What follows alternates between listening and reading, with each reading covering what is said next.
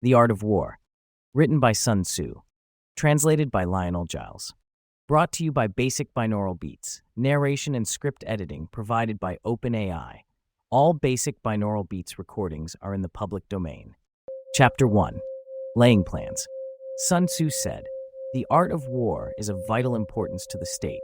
It is a matter of life and death, a road either to safety or to ruin. Hence it is a subject of inquiry which can on no account be neglected. The art of war, then, is governed by 5 constant factors, to be taken into account in one's deliberations when seeking to determine the conditions obtaining in the field. These are the moral law, heaven, earth, the commander, and method and discipline. The moral law causes the people to be in complete accord with their ruler, so that they will follow him regardless of their lives, undismayed by any danger. Heaven signifies night and day, cold and heat, times and seasons. Earth comprises distances, great and small, danger and security, open ground and narrow passes, the chances of life and death.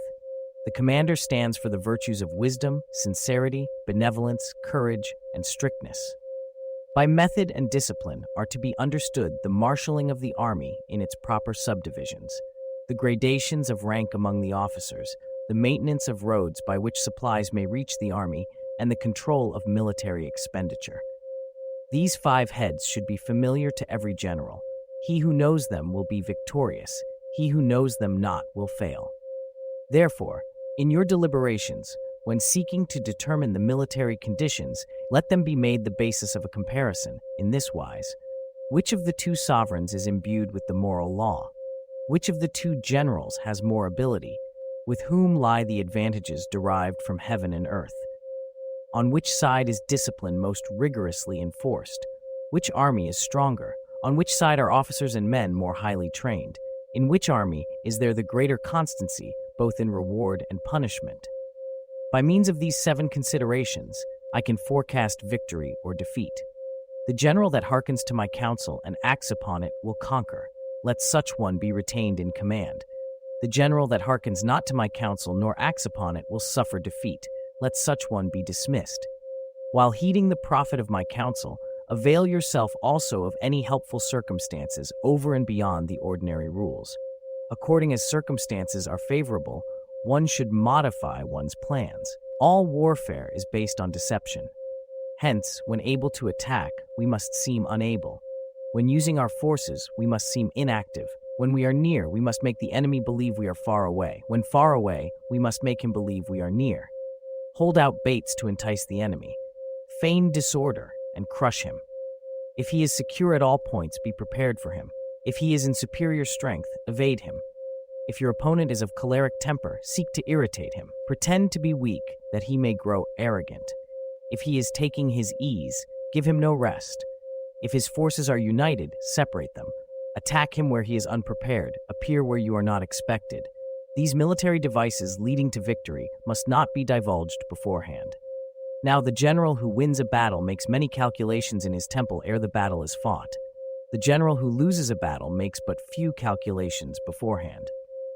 Thus do many calculations lead to victory, and few calculations to defeat. How much more no calculation at all? It is by attention to this point that I can foresee who is likely to win or lose. Chapter 2. In the operations of war, where there are in the field 1,000 swift chariots, as many heavy chariots, and 100,000 mail-clad soldiers, with provisions enough to carry them 1,000 miles, the expenditure at home and at the front, including entertainment of guests, small items such as glue and paint, and sums spent on chariots and armor, will reach the total of 1,000 ounces of silver per day. Such is the cost of raising an army of men. When you engage in actual fighting, if victory is long in coming, the men's weapons will grow dull and their ardor will be damped. If you lay siege to a town, you will exhaust your strength. Again, if the campaign is protracted, the resources of the state will not be equal to the strain. Now, when your weapons are dulled, your ardor damped, your strength exhausted, and your treasure spent, other chieftains will spring up to take advantage of your extremity. Then no man, however wise, will be able to avert the consequences that must ensue. Thus, though we have heard of stupid haste in war, cleverness has never been seen associated with long delays. There is no instance of a country having benefited from prolonged warfare. It is only one who is thoroughly acquainted with the evils of war that can thoroughly understand the profitable way of carrying it on. The skillful soldier does not raise a second levy, neither are his supply wagons loaded more than twice. Bring war material with you from home, but forage on the enemy. Thus the army will have food enough for its needs. Poverty of the state exchequer causes an army to be maintained by contributions from a distance. Contributing to maintain an army at a distance causes the people to be impoverished. On the other hand, the proximity of an army causes prices to go up, and high prices cause the people's substance to be drained away. When their substance is drained away, the peasantry will be afflicted by heavy exactions. With this loss of substance and exhaustion of strength, the homes of the people will be stripped bare, and 3/10 of their incomes will be dissipated. While government expenses for broken chariots, worn-out horses, breastplates and helmets, bows and arrows, spears and shields, protective mantlets, draft oxen, and heavy wagons will amount to 4/10 of its total revenue. Hence, a wise general makes a point of foraging on the enemy. 1 cartload of the enemy's provisions is equivalent to 20 of one's own, and likewise, a single picul of his provender is equivalent to 20 from one's own store. Now, in order to kill the enemy, our men must be roused to anger. That there may be advantage from defeating the enemy, they must have their rewards. Therefore, in chariot fighting, when 10 or more chariots have been taken, those should be rewarded who took the first. Our own flags should be substituted for those of the enemy, and the chariots mingled and used in conjunction with ours. The captured soldiers should be kindly treated and kept. This is called using the conquered foe to augment one's own strength. In war, then, let your great object be victory, not lengthy campaigns. Chapter 3. Attack by Stratagem. In the practical art of war, the best thing of all is to take the enemy's country whole and intact. To shatter and destroy it is not so good. So, too, it is better to capture an army entire than to destroy it, to capture a regiment, a detachment, or a company entire than to destroy them. Hence, to fight and conquer in all your battles is not supreme excellence. Supreme excellence consists in breaking the enemy's resistance without fighting. Thus, the highest form of generalship is to thwart the enemy's plans. The next best is to prevent the junction of the enemy's forces. The next in order is to attack the enemy's army in the field, and the worst policy of all is to besiege walled cities. The rule is not to besiege walled cities if it can possibly be avoided.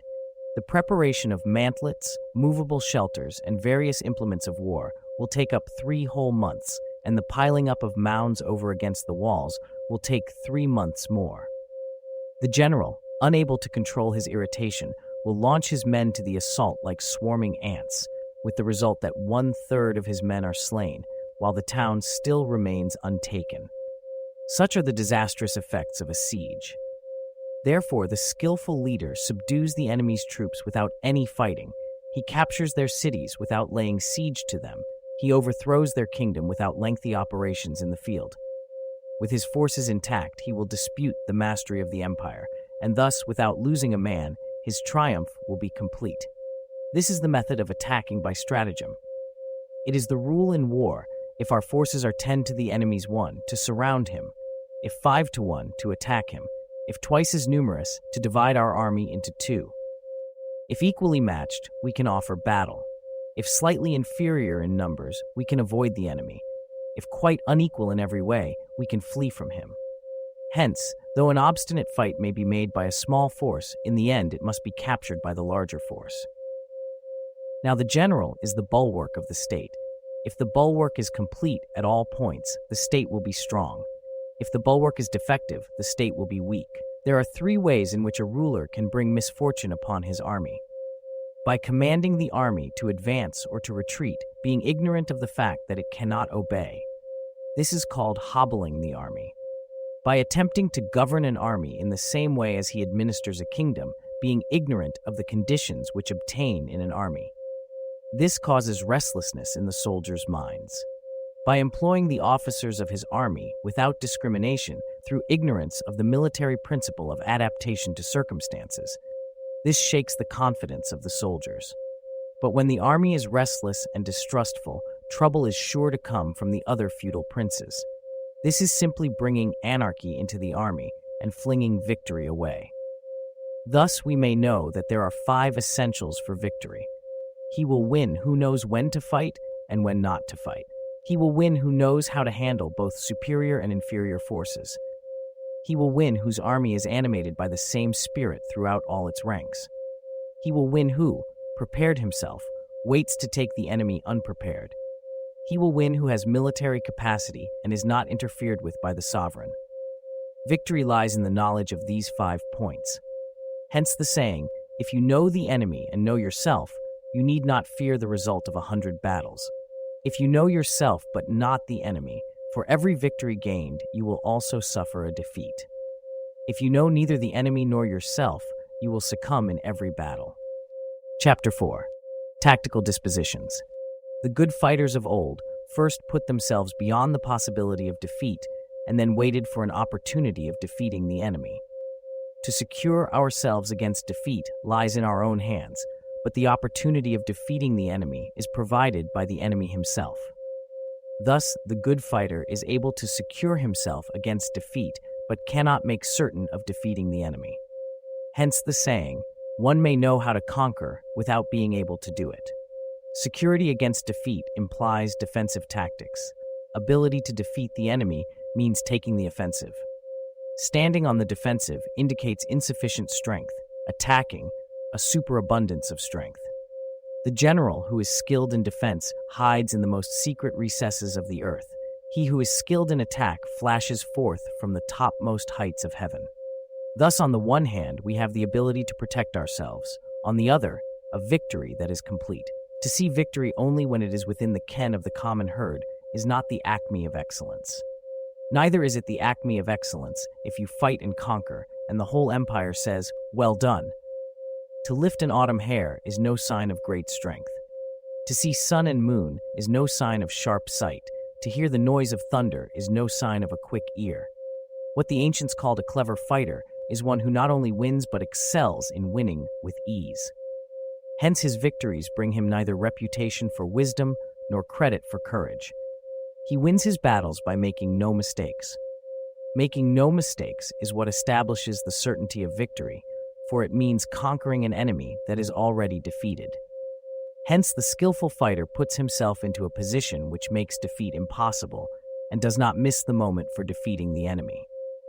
Thus it is that in war, the victorious strategist only seeks battle after the victory has been won, whereas he who is destined to defeat first fights and afterwards looks for victory. The consummate leader cultivates the moral law and strictly adheres to method and discipline. Thus, it is in his power to control success.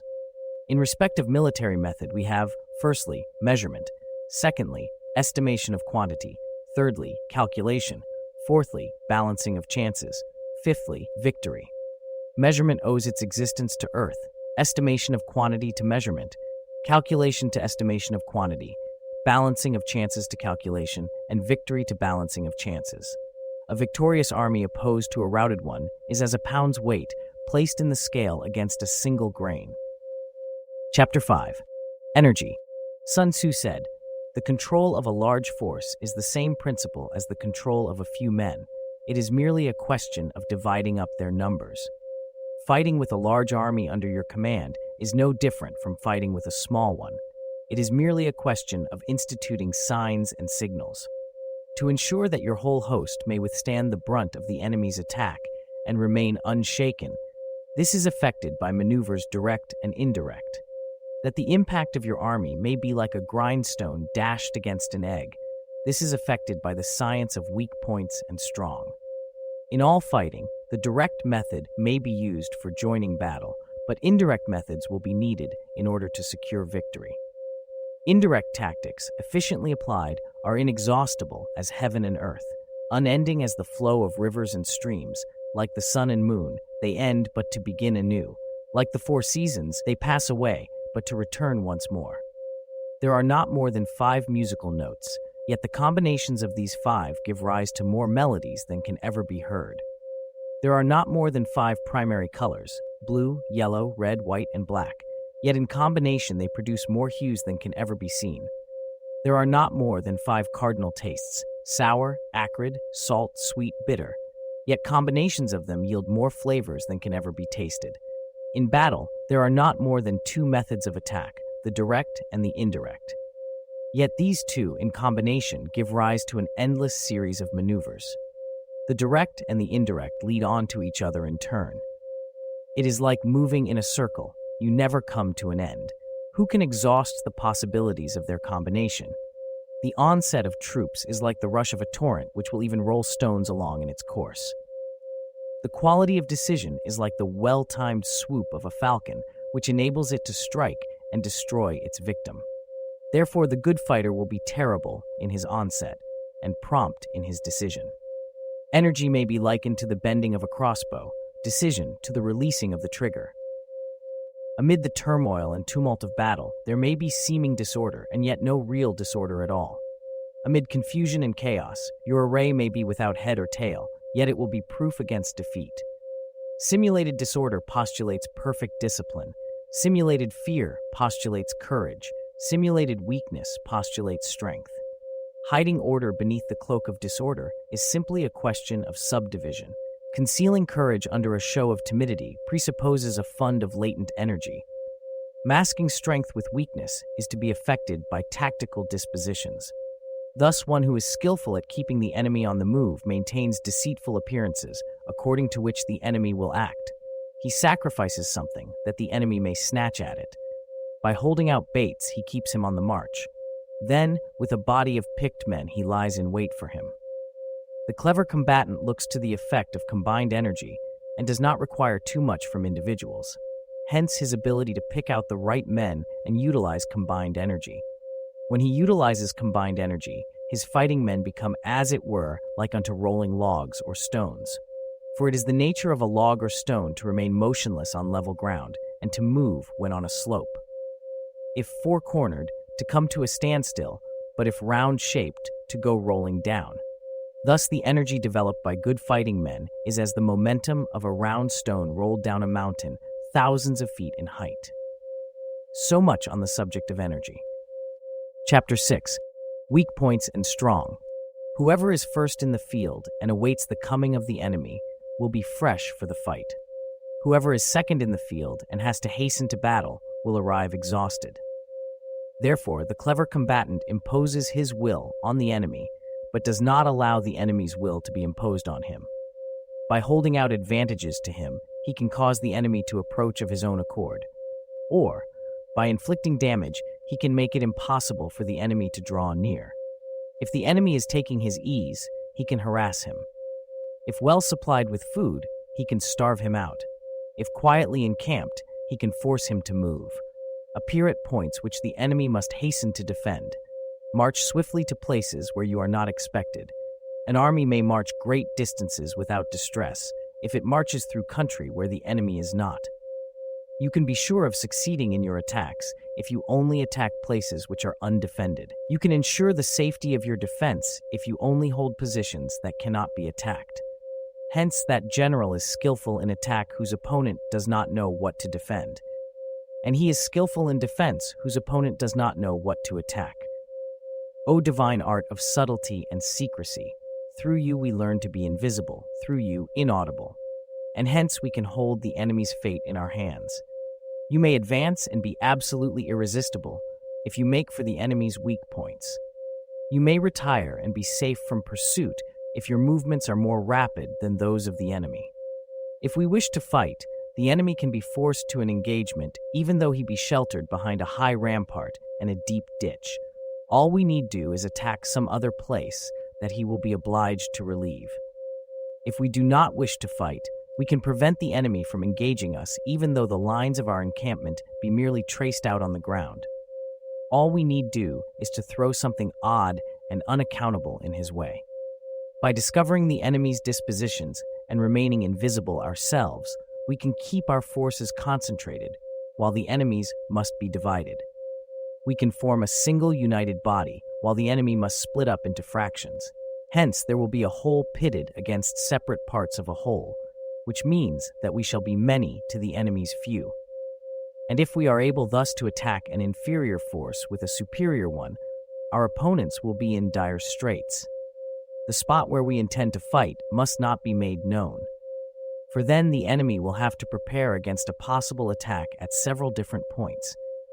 And his forces being thus distributed in many directions, the numbers we shall have to face at any given point will be proportionately few. For should the enemy strengthen his van, he will weaken his rear. Should he strengthen his rear, he will weaken his van. Should he strengthen his left, he will weaken his right. Should he strengthen his right, he will weaken his left. If he sends reinforcements everywhere, he will everywhere be weak. Numerical weakness comes from having to prepare against possible attacks. Numerical strength from compelling our adversary to make these preparations against us. Numerical weakness comes from having to prepare against possible attacks. Numerical strength from compelling our adversary to make these preparations against us. Knowing the place and the time of the coming battle, we may concentrate from the greatest distances in order to fight. But if neither time nor place be known, then the left wing will be impotent to succor the right equally impotent to succor the left, the van unable to relieve the rear, or the rear to support the van.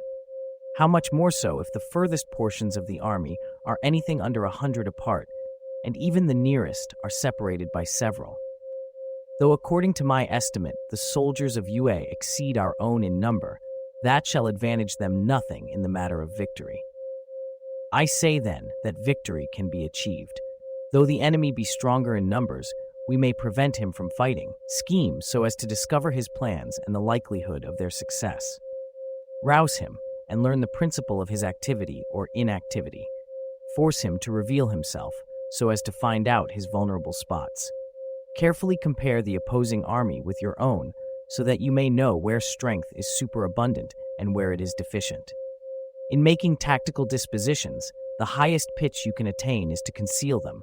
Conceal your dispositions, and you will be safe from the prying of the subtlest spies, from the machinations of the wisest brains.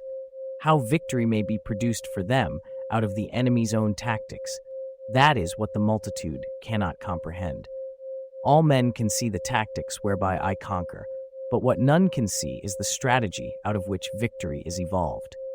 Do not repeat the tactics which have gained you one victory, but let your methods be regulated by the infinite variety of circumstances. Military tactics are like unto water, for water in its natural course runs away from high places and hastens downwards.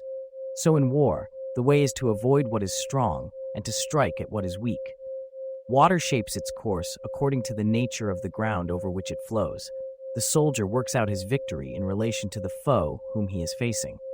Therefore, just as water retains no constant shape, so in warfare there are no constant conditions. He who can modify his tactics in relation to his opponent and thereby succeed in winning may be called a heaven-born captain.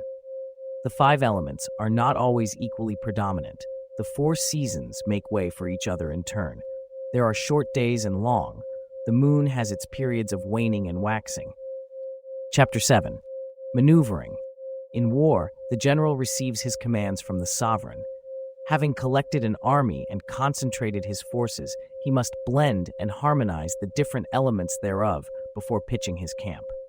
After that comes tactical maneuvering, than which there is nothing more difficult. The difficulty of tactical maneuvering consists in turning the devious into the direct and misfortune into gain. Thus, to take a long and circuitous route after enticing the enemy out of the way, and though starting after him, to contrive to reach the goal before him, shows knowledge of the artifice of deviation. Maneuvering with an army is advantageous, with an undisciplined multitude, most dangerous. If you set a fully equipped army in march in order to snatch an advantage, the chances are that you will be too late.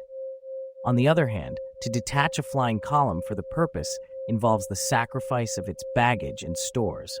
Thus, if you order your men to roll up their buff coats and make forced marches without halting day or night, covering double the usual distance at a stretch, doing 100 lie in order to wrest an advantage, the leaders of all your 3 divisions will fall into the hands of the enemy. The stronger men will be in front, the jaded ones will fall behind. And on this plan, only 1/10 of your army will reach its destination. If you march 50 Li in order to outmaneuver the enemy, you will lose the leader of your first division, and only half your force will reach the goal. If you march 30 Li with the same object, 2/3 of your army will arrive. We may take it then that an army without its baggage train is lost. Without provisions, it is lost. Without bases of supply, it is lost. We cannot enter into alliances until we are acquainted with the designs of our neighbors. How? We are not fit to lead an army on the march unless we are familiar with the face of the country, its mountains and forests, its pits and precipices, its marshes and swamps. We shall be unable to turn natural advantages to account unless we make use of local guides. In war, practice dissimulation, and you will succeed. Move only if there is a real advantage to be gained. Whether to concentrate or to divide your troops must be decided by circumstances. Let your rapidity be that of the wind, your compactness that of the forest. In raiding and plundering be like fire, in immovability like a mountain. Let your plans be dark and impenetrable as night, and when you move, fall like a thunderbolt. When you plunder a countryside, let the spoil be divided amongst your men. When you capture new territory, cut it up into allotments for the benefit of the soldiery. Ponder and deliberate before you make a move. He will conquer who has learned the art of deviation. Such is the art of maneuvering. On the field of battle, the spoken word does not carry far enough, hence the institution of gongs and drums. Nor can ordinary objects be seen clearly enough, hence the institution of banners and flags. Gongs and drums, banners and flags are means whereby the ears and eyes of the host may be focused on one particular point. The host thus forming a single united body, is it impossible either for the brave to advance alone or for the cowardly to retreat alone. This is the art of handling large masses of men.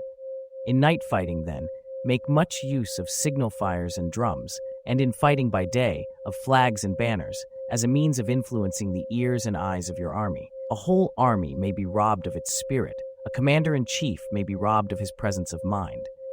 Now a soldier's spirit is keenest in the morning. By noonday it has begun to flag, and in the evening his mind is bent only on returning to camp. A clever general, therefore, avoids an army when its spirit is keen, but attacks it when it is sluggish and inclined to return. This is the art of studying moods. Disciplined and calm, to await the appearance of disorder and hubbub amongst the enemy. This is the art of retaining self-possession. To be near the goal while the enemy is still far from it, to wait at ease while the enemy is toiling and struggling, to be well fed while the enemy is famished, this is the art of husbanding one's strength.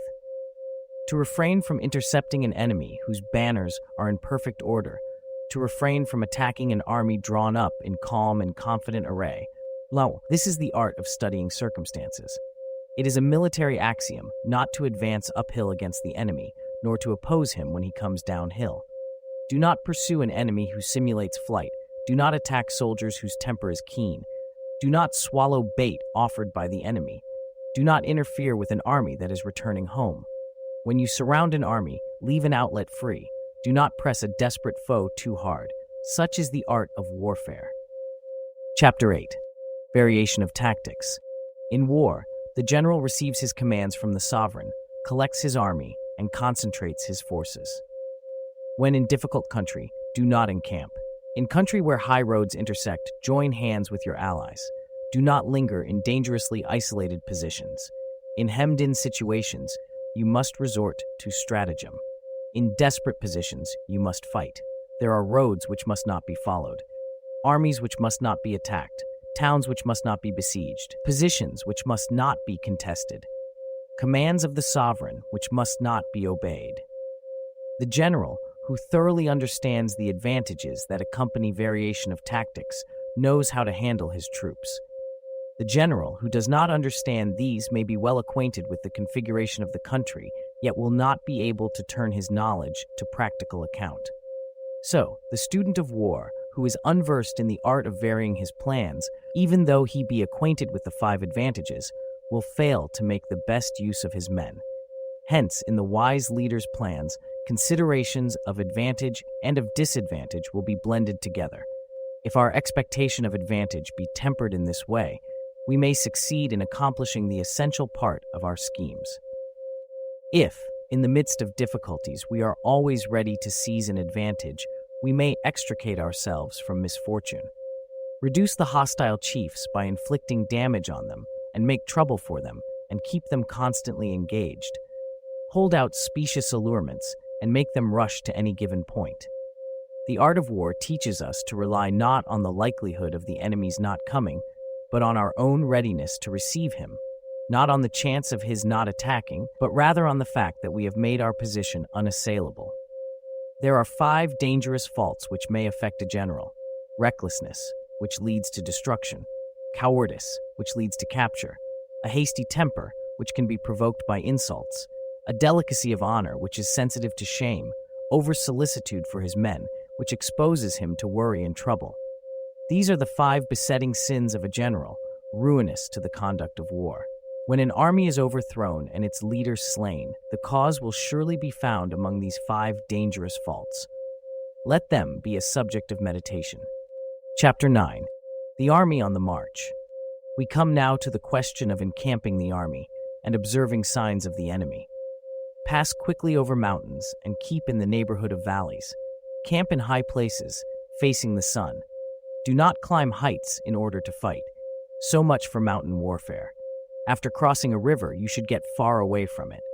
When an invading force crosses a river in its onward march, do not advance to meet it in midstream.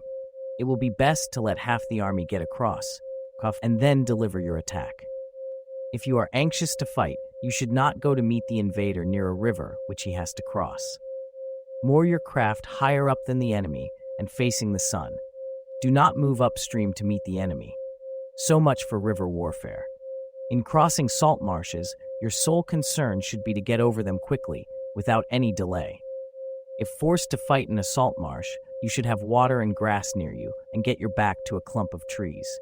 So much for operations in salt marshes. In dry, level country, take up an easily accessible position with rising ground to your right and on your rear so that the danger may be in front and safety lie behind. So much for campaigning in flat country. These are the 4 useful branches of military knowledge which enabled the Yellow Emperor to vanquish 4 several sovereigns. All armies prefer high ground to low and sunny places to dark. If you are careful of your men and camp on hard ground, the army will be free from disease of every kind, and this will spell victory. When you come to a hill or a bank, occupy the sunny side with the slope on your right rear. Thus you will at once act for the benefit of your soldiers and utilize the natural advantages of the ground. When, in consequence of heavy rains up country, a river which you wish to ford is swollen and flecked with foam, you must wait until it subsides. Country in which there are precipitous cliffs with torrents running between, deep natural hollows, confined places, tangled thickets, quagmires, and crevasses should be left with all possible speed and not approached. While we keep away from such places, we should get the enemy to approach them. While we face them, we should let the enemy have them on his rear. If in the neighborhood of your camp there should be any hilly country, ponds surrounded by aquatic grass, hollow basins filled with reeds, or woods with thick undergrowth, they must be carefully routed out and searched, for these are places where men in ambush or insidious spies are likely to be lurking. When the enemy is close at hand and remains quiet, he is relying on the natural strength of his position. When he keeps aloof and tries to provoke a battle, he is anxious for the other side to advance. If his place of encampment is easy of access, he is tendering a bait. Movement amongst the trees of a forest shows that the enemy is advancing. The appearance of a number of screens in the midst of thick grass means that the enemy wants to make us suspicious. The rising of birds in their flight is the sign of an ambuscade. Startled beasts indicate that a sudden attack is coming. When there is dust rising in a high column, it is the sign of chariots advancing. When the dust is low but spread over a wide area, it betokens the approach of infantry. When it branches out in different directions, it shows that parties have been sent to collect firewood. A few clouds of dust moving to and fro signify that the army is encamping. Humble words and increased preparations are signs that the enemy is about to advance. Violent language and driving forward, as if to the attack, are signs that he will retreat. When the light chariots come out first and take up a position on the wings, it is a sign that the enemy is forming for battle. Peace proposals unaccompanied by a sworn covenant indicate a plot. When there is much running about and the soldiers fall into rank, it means that the critical moment has come. When some are seen advancing and some retreating, it is a lure. When the soldiers stand leaning on their spears, they are faint from want of food. If those who are sent to draw water begin by drinking themselves, the army is suffering from thirst. If the enemy sees an advantage to be gained and makes no effort to secure it, the soldiers are exhausted. If birds gather on any spot, it is unoccupied. Clamor by night betokens nervousness. If there is disturbance in the camp, the general's authority is weak. If the banners and flags are shifted about, sedition is afoot. If the officers are angry, it means that the men are weary. When an army feeds its horses with grain and kills its cattle for food, and when the men do not hang their cooking pots over the campfires, showing that they will not return to their tents, you may know that they are determined to fight to the death. The sight of men whispering together in small knots or speaking in subdued tones points to disaffection amongst the rank and file. Too frequent rewards signify that the enemy is at the end of his resources. Too many punishments betray a condition of dire distress. To begin by bluster, but afterwards to take fright at the enemy's numbers, shows a supreme lack of intelligence. When envoys are sent with compliments in their mouths, it is a sign that the enemy wishes for a truce. If the enemy's troops march up angrily and remain facing ours for a long time without either joining battle or taking themselves off again, the situation is one that demands great vigilance and circumspection. If our troops are no more in number than the enemy, that is amply sufficient. It only means that no direct attack can be made. What we can do is simply to concentrate all our available strength, keep a close watch on the enemy, and obtain reinforcements. He who exercises no forethought but makes light of his opponents is sure to be captured by them. If soldiers are punished before they have grown attached to you, they will not prove submissive. And unless submissive, they will be practically useless. If, when the soldiers have become attached to you, punishments are not enforced, they will still be useless. Therefore, soldiers must be treated in the first instance with humanity, but kept under control by means of iron discipline. This is a certain road to victory. If in training soldiers' commands are habitually enforced, the army will be well disciplined. If not, its discipline will be bad. If a general shows confidence in his men, but always insists on his orders being obeyed, the gain will be mutual. Chapter 10. We may distinguish 6 kinds of terrain, to wit, accessible ground, entangling ground, temporizing ground, narrow passes, precipitous heights, positions at a great distance from the enemy. Ground which can be freely traversed by both sides is called accessible. With regard to ground of this nature, be before the enemy in occupying the raised and sunny spots, and carefully guard your line of supplies.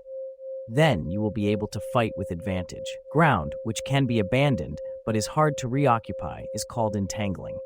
From a position of this sort, if the enemy is unprepared, you may sally forth and defeat him. But if the enemy is prepared for your coming, and you fail to defeat him, then, return being impossible, disaster will ensue. When the position is such that neither side will gain by making the first move, it is called temporizing ground. In a position of this sort, even though the enemy should offer us an attractive bait, it will be advisable not to stir forth, but rather to retreat, thus enticing the enemy in his turn. Then, when part of his army has come out, we may deliver our attack with advantage. With regard to narrow passes, if you can occupy them first, let them be strongly garrisoned and await the advent of the enemy. Should the enemy forestall you in occupying a pass, do not go after him if the pass is fully garrisoned, but only if it is weakly garrisoned. With regard to precipitous heights, if you are beforehand with your adversary, you should occupy the raised and sunny spots, and there wait for him to come up. If the enemy has occupied them before you, do not follow him, but retreat and try to entice him away. If you are situated at a great distance from the enemy, and the strength of the two armies is equal, it is not easy to provoke a battle, and fighting will be to your disadvantage. These 6 are the principles connected with Earth. The general who has attained a responsible post must be careful to study them. Now, an army is exposed to 6 several calamities, not arising from natural causes, but from faults for which the general is responsible. These are flight, insubordination, collapse, ruin, disorganization, rout. Other conditions being equal, if one force is hurled against another 10 times its size, the result will be the flight of the former. When the common soldiers are too strong and their officers too weak, the result is insubordination. When officers are too strong and soldiers too weak, the result is collapse. When higher officers are angry and insubordinate, and on meeting the enemy give battle on their own account from a feeling of resentment, before the commander-in-chief can tell whether or not he is in a position to fight, the result is ruin. When the general is weak and without authority, when his orders are not clear and distinct, when there are no fixed duties assigned to officers and men, and the ranks are formed in a slovenly, haphazard manner, the result is utter disorganization. When a general, unable to estimate the enemy's strength, allows an inferior force to engage a larger one, or hurls a weak detachment against a powerful one, and neglects to place picked soldiers in the front rank, the result must be a rout. These are 6 ways of courting defeat, which must be carefully noted by the general who has attained a responsible post. The natural formation of the country is the soldier's best ally, but a power of estimating the adversary, of controlling the forces of victory, and of shrewdly calculating difficulties, dangers, and distances constitutes the test of a great general. He who knows these things and in fighting puts his knowledge into practice will win his battles. If fighting is sure to result in victory, then you must fight, even though the ruler forbids it. If fighting will not result in victory, then you must not fight, even at the ruler's bidding. The general who advances without coveting fame and retreats without fearing disgrace, whose only thought is to protect his country and do good service for his sovereign, is the jewel of the kingdom. Regard your soldiers as your children, and they will follow you into the deepest valleys. Look on them as your own beloved sons, and they will stand by you even unto death. If, however, you are indulgent but unable to make your authority felt, kind-hearted but unable to enforce your commands, and incapable, moreover, of quelling disorder, then your soldiers must be likened to spoiled children. They are useless for any practical purpose. If we know that our own men are in a condition to attack, but are unaware that the enemy is not open to attack, we have gone only halfway towards victory. If we know that the enemy is open to attack, but are unaware that our own men are not in a condition to attack, we have gone only halfway towards victory. If we know that the enemy is open to attack, and also know that our men are in a condition to attack, but are unaware that the nature of the ground makes fighting impracticable, we have still gone only halfway towards victory. Hence, the experienced soldier, once in motion, is never bewildered. Once he has broken camp, he is never at a loss. Hence the saying, if you know the enemy and know yourself, your victory will not stand in doubt. If you know heaven and know earth, you may make your victory complete. Chapter 11. The 9 situations. The art of war recognizes 9 varieties of ground: dispersive ground, facile ground, contentious ground, open ground, ground of intersecting highways, serious ground, difficult ground, hemmed-in ground, desperate ground. When a chieftain is fighting in his own territory, it is dispersive ground. When he has penetrated into hostile territory, but to no great distance, it is facile ground. Ground, the possession of which imports great advantage to either side, is contentious ground. Ground on which each side has liberty of movement is open ground. Ground which forms the key to 3 contiguous states, so that he who occupies it first has most of the empire at his command, is ground of intersecting highways. When an army has penetrated into the heart of a hostile country, leaving a number of fortified cities in its rear, it is serious ground.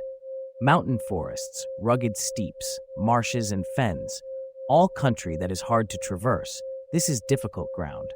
Ground which is reached through narrow gorges, and from which we can only retire by tortuous paths, so that a small number of the enemy would suffice to crush a large body of our men. This is hemmed-in ground. Ground on which we can only be saved from destruction by fighting without delay is desperate ground. On dispersive ground, therefore, fight not. On file ground, halt not. On contentious ground, attack not. On open ground, do not try to block the enemy's way. On ground of intersecting highways, join hands with your allies. On serious ground, gather and plunder. In difficult ground, keep steadily on the march. On hemmed-in ground, resort to stratagem. On desperate ground, fight. Those who were called skillful leaders of old knew how to drive a wedge between the enemy's front and rear. To prevent cooperation between his large and small divisions, to hinder the good troops from rescuing the bad, the officers from rallying their men. When the enemy's men were scattered, they prevented them from concentrating. Even when their forces were united, they managed to keep them in disorder. When it was to their advantage, they made a forward move. When otherwise, they stopped still. If asked how to cope with a great host of the enemy in orderly array and on the point of marching to the attack, I should say, begin by seizing something which your opponent holds dear. Then he will be amenable to your will. Rapidity is the essence of war. Take advantage of the enemy's unreadiness. Make your way by unexpected routes and attack unguarded spots. The further you penetrate into a country, the greater will be the solidarity of your troops, and thus the defenders will not prevail against you. Make forays in fertile country in order to supply your army with food. Carefully study the well-being of your men and do not overtax them. Concentrate your energy and hoard your strength. Keep your army continually on the move and devise unfathomable plans. Throw your soldiers into positions whence there is no escape, and they will prefer death to flight. If they will face death, there is nothing they may not achieve. Soldiers, when in desperate straits, lose the sense of fear. If there is no place of refuge, they will stand firm. If they are in the heart of a hostile country, they will show a stubborn front. If there is no help for it, they will fight hard. Thus, without waiting to be marshaled, the soldiers will be constantly on the qui-vive. Without waiting to be asked, they will do your will. Without restrictions, they will be faithful. Without giving orders, they can be trusted. Prohibit the taking of omens and do away with superstitious doubts. Then, until death itself comes, no calamity need be feared. If our soldiers are not overburdened with money, it is not because they have a distaste for riches. If their lives are not unduly long, it is not because they are disinclined to longevity.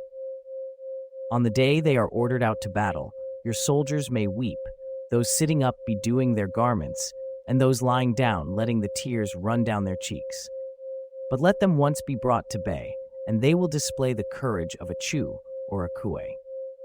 The skillful tactician may be likened to the snake found in the Chang Mountains. Strike at its head, and you will be attacked by its tail. Strike at its tail, and you will be attacked by its head. Strike at its middle, and you will be attacked by head and tail both. Asked if an army can be made to imitate the snake, I should answer, yes. For the men of Wu and the men of Yu are enemies, yet if they are crossing a river in the same boat and are caught by a storm, they will come to each other's assistance, just as the left hand helps the right. Hence it is not enough to put one's trust in tethering horses and burying chariot wheels in the ground. The principle on which to manage an army is to set up one standard of courage which all must reach. How to make the best of both strong and weak, that is a question involving the proper use of ground. Thus, the skillful general conducts his army just as though he were leading a single man, not willingly or unwillingly by the hand. It is the business of a general to be quiet and thus ensure secrecy, upright and just, and thus maintain order. He must be able to mystify his officers and men by false reports and appearances, and thus keep them in total ignorance. By altering his arrangements and changing his plans, he keeps the enemy without definite knowledge. By shifting his camp and taking circuitous routes, he prevents the enemy from anticipating his purpose. At the critical moment, the leader of an army acts like one who has climbed up a height and then kicks away the ladder behind him. He carries his men deep into hostile territory before he shows his hand. He burns his boats and breaks his cooking pots. Like a shepherd driving a flock of sheep, he drives his men this way and that, and none knows where he is going. To muster his host and bring it into danger, this may be termed the business of the general. The different measures suited to the 9 varieties of ground, the expediency of aggressive or defensive tactics, and the fundamental laws of human nature. These are things that must most certainly be studied.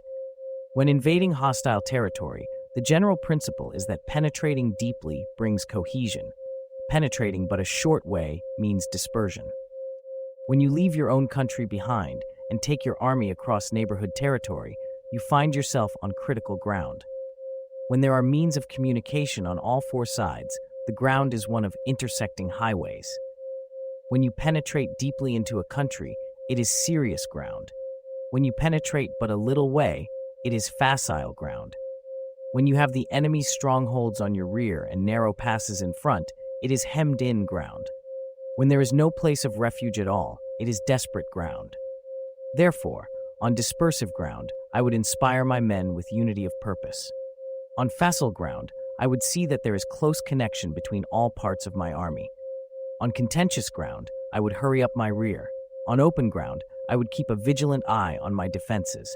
On ground of intersecting highways, I would consolidate my alliances.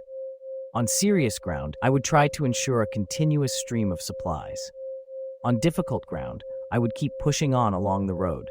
On hemmed-in ground, I would block any way of retreat. On desperate ground, I would proclaim to my soldiers the hopelessness of saving their lives. For it is the soldier's disposition to offer an obstinate resistance when surrounded, to fight hard when he cannot help himself, and to obey promptly when he has fallen into danger. We cannot enter into an alliance with neighboring princes until we are acquainted with their designs.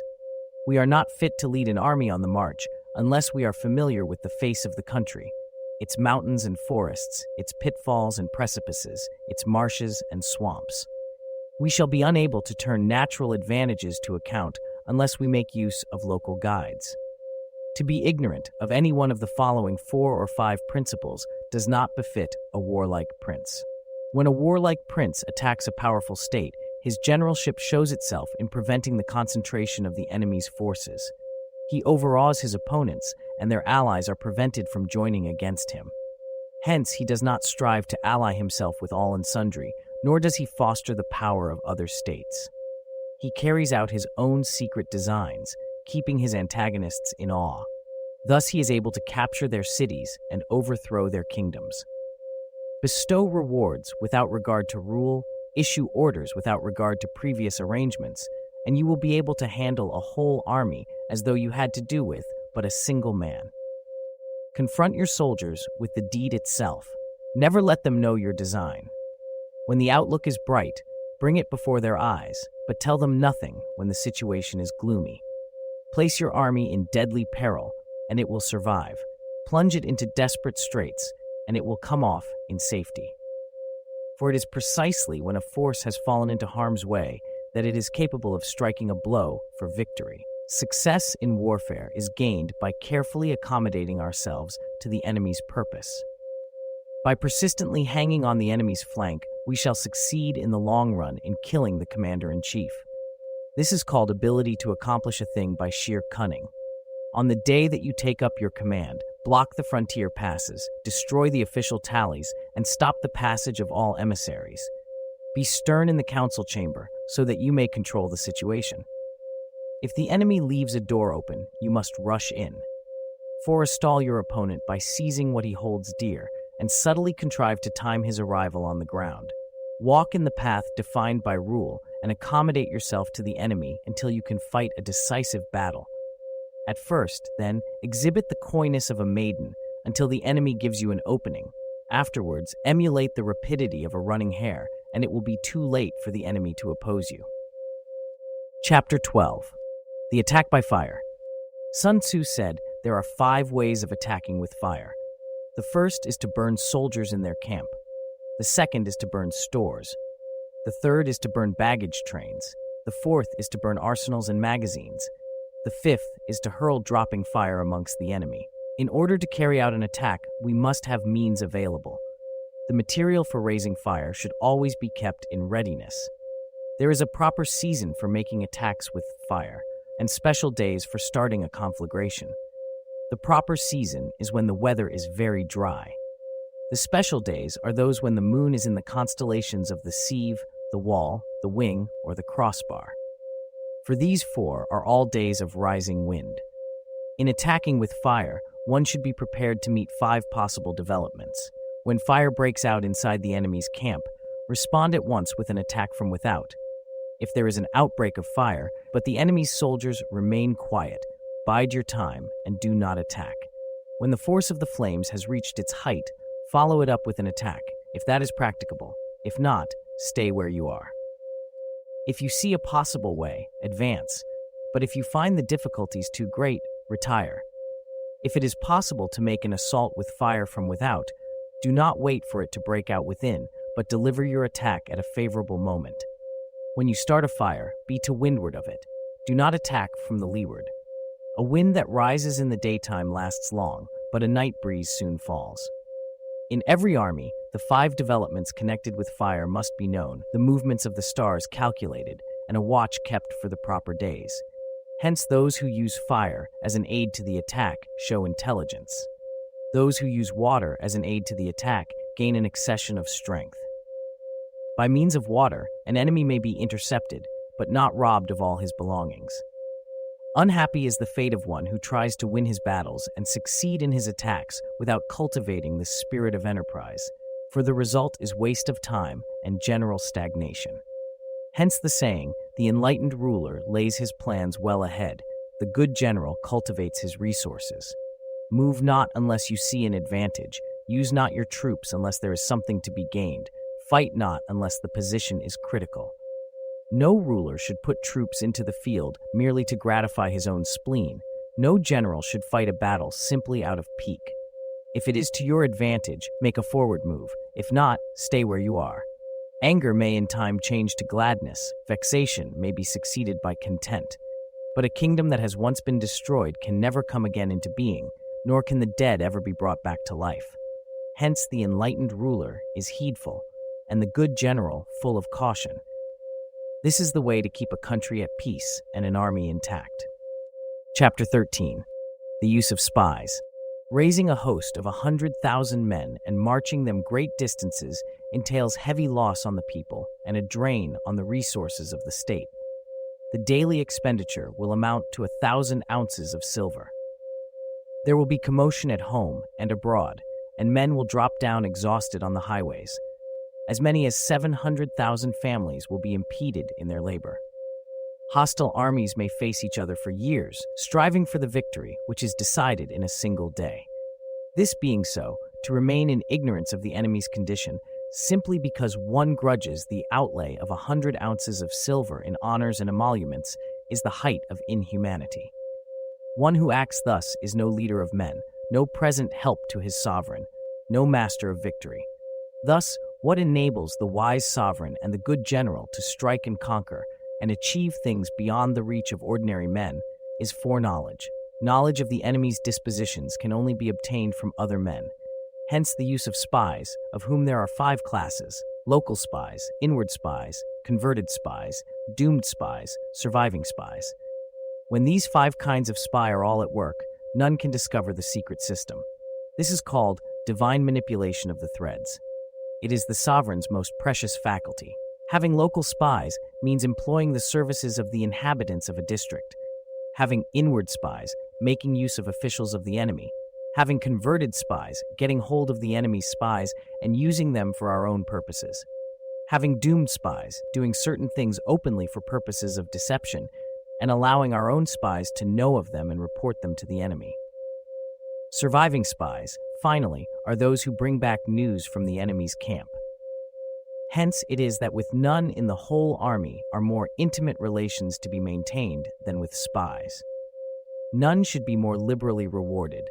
In no other business should greater secrecy be preserved. Spies cannot be usefully employed without a certain intuitive sagacity. In order to use them, one must know fact from falsehood and be able to discriminate between honesty and double dealing. They cannot be properly managed without benevolence and straightforwardness. When you have attracted them by substantial offers, you must treat them with absolute sincerity. Then they will work for you with all their might. Without subtle ingenuity of mind, one cannot make certain of the truth of their reports. Be on your guard against the possibility of spies going over to the service of the enemy. Be subtle, and use your spies for every kind of business.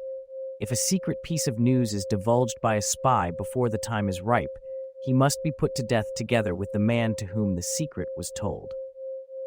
Whereas you kill the spy himself as a punishment for letting out the secret, the object of killing the other man is only to stop his mouth and prevent news leaking any further. If it had already been repeated to others, this object would not be gained.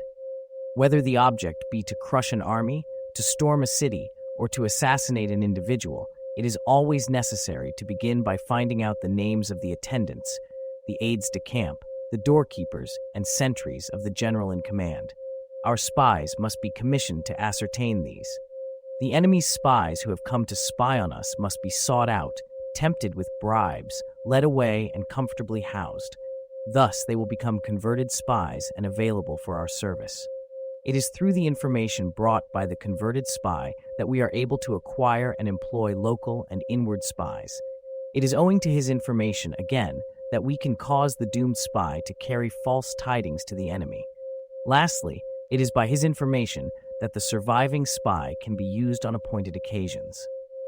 The end and aim of spying, in all its 5 varieties, is knowledge of the enemy, and this knowledge can only be derived, in the first instance, from the converted spy.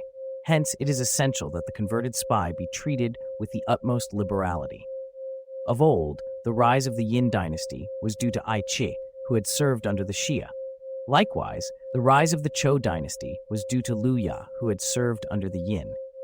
Hence, it is only the enlightened ruler and the wise general who will use the highest intelligence of the army for purposes of spying, and thereby they achieve great results. Spies are a most important element in war, because on them depends an army's ability to move. This concludes the audiobook. Thanks for listening. Please like and subscribe for more classic texts on tape.